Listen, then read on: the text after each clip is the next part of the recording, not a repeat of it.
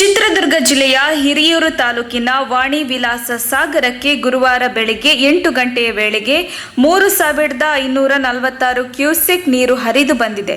ನೀರಿನ ಮಟ್ಟ 130 ಅಡಿಗೆ ಏರಿಕೆಯಾಗಿ ಗುರುವಾರ ಸಂಜೆ 6:45 ಗಂಟೆಗೆ ಕೋಡಿ ಹರಿದಿದೆ. ಚಿತ್ರದುರ್ಗ ಜಿಲ್ಲೆ ಹಿರಿಯೂರು ತಾಲೂಕಿನ ಬಯಲು ಸೀಮೆಯ ಜೀವನಾಡಿ ವಾಣಿ ವಿಲಾಸ ಸಾಗರ ಜಲಾಶಯ ಸಂಪೂರ್ಣ ಭರ್ತಿಯಾಗುತ್ತಿರುವ ದೃಶ್ಯ ವೀಕ್ಷಿಸಲು ಜನರು ಕಾತರದಿಂದ ಕಾಯುತ್ತಿದ್ದರು.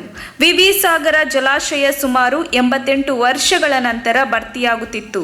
ಕೋಡಿಯ ಮೂಲಕ ನದಿಗೆ ನೀರು ಹರಿಯಲಿದೆ. ವಿವಿ ಸಾಗರ ಜಲಾನಯನ ಪ್ರದೇಶದಲ್ಲಿ ಸತತ ಮಳೆಯಿಂದಾಗಿ ಡ್ಯಾಂನ ಗರಿಷ್ಠ ಮಟ್ಟ ಸೆಪ್ಟೆಂಬರ್ 1ರಂದು ಸಂಜೆ ಗರಿಷ್ಠ 130 ಅಡಿಗೆ ಏರಿಕೆಯಾಗಿ ಭರ್ತಿಯಾಗಿದೆ. ಒಳಹರಿವು 4564 ಕ್ಯೂಸೆಕ್ ಇದೆ.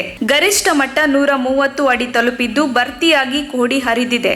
ಹೆಚ್ಚುವರಿ ನೀರು ಕೋಡಿಯ ಮೂಲಕ ನದಿಗೆ ಹರಿಯಲಿದ್ದು ಈಗಾಗಲೇ ನದಿ ಪಾತ್ರದ ಇಕ್ಕೆಲಗಳ ಹಾಗೂ ತಗ್ಗು ಪ್ರದೇಶದ ಜನಗಳಿಗೆ ತಮ್ಮ ಆಸ್ತಿ ಪಾಸ್ತಿ ಜಾನುವಾರುಗಳನ್ನು ಸುರಕ್ಷಿತ ಜಾಗಗಳಿಗೆ ಸ್ಥಳಾಂತರಿಸಿಕೊಳ್ಳಲು ಪ್ರಕಟಣೆ ಹಾಗೂ ಪ್ರಚಾರದ ತಿಳುವಳಿಕೆ ನೀಡಲಾಗಿದೆ. 1933-34ರಲ್ಲಿ ಅಂದರೆ ಸುಮಾರು 88 ವರ್ಷಗಳ ನಂತರ ಡ್ಯಾಂ ಮತ್ತೆ ಕೋಡಿ ಬಿದ್ದಿದೆ. ನದಿ ಪಾತ್ರವನ್ನು ಜಂಗಲ್ ಜಾಲಿ ಇತ್ಯಾದಿಗಳಿಂದ ಮುಕ್ತಗೊಳಿಸಿ ಸುಗಮ ಹರಿವಿಗೆ ಕ್ರಮ ಕೈಗೊಳ್ಳಲಾಗಿದೆ.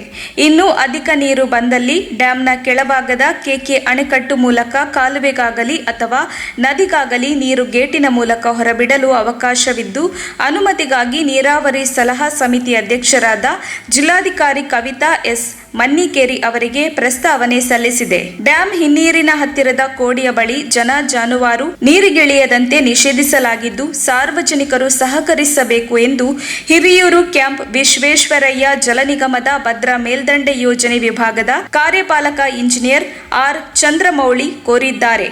ವರದಿ ಮುರಳೀಧರನ್ ಆರ್, ಚಿತ್ರದುರ್ಗ.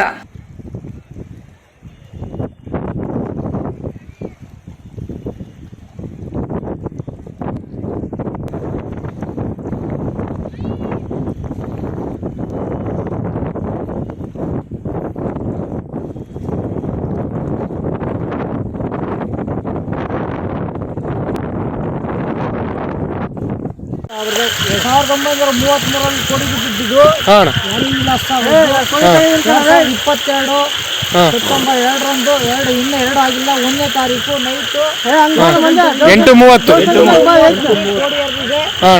ಇನ್ನು ಇದು ಐತಿಹಾಸಿಕವಾಗಿ ಬರೆಯುವಂಥ ಒಂದು ಇತಿಹಾಸದಲ್ಲಿ ಒಂದು ಬರೆಯುವಂಥ ಒಂದು ಕ್ಷಣನ ಇದು ಸಾಕ್ಷಿಯಾಗಿದೆ. ಎಲ್ಲರಿಗೂ ಸಾಕ್ಷಿಯಾಗುತ್ತೆ.